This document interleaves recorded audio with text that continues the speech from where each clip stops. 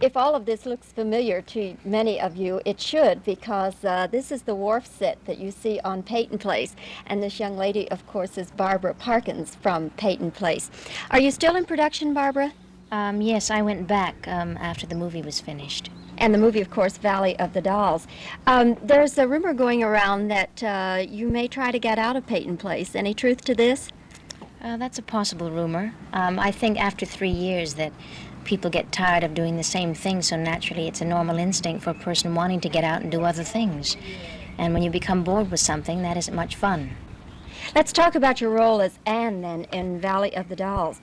Was Anne a role that you sought? Yes, it was. We had a 7-week hiatus coming up on Peyton, and I'd heard that they were casting for Valley of the Dolls, wanted 3 young girls.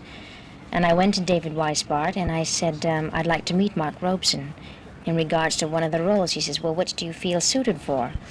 I said, well, I don't know. I said, I don't know what your conception of the characters are, but I'd like to go up, I'd like to read for Jennifer. So it turned out that I talked about Jennifer, tested for Neely, and got Anne. So that's, I can't explain that. And in a way, a lot of people feel that you were an unlikely candidate for Anne, the people who've read the book, because she's a tall blonde and you're a rather short brunette. Not short. But you're not 5'8", Barbara. No. So was there ever any talk about bleaching your hair? No. I think they got an idea of my work in the test, and liked me as I was, I hope.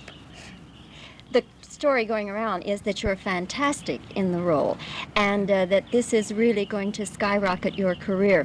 Does this thing skyrocket the career? Does that frighten you at all, Barbara? Yes, it does.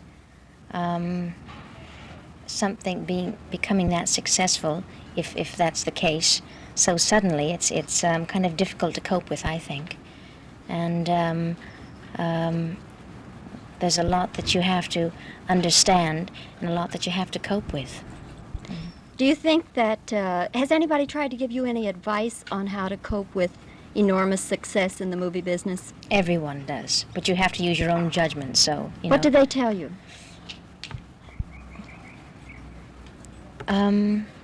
It's kind of a long, involved thing, because people will sit down and give you hours of advice, and you just have to take what you think is right. You know, I can't go into that.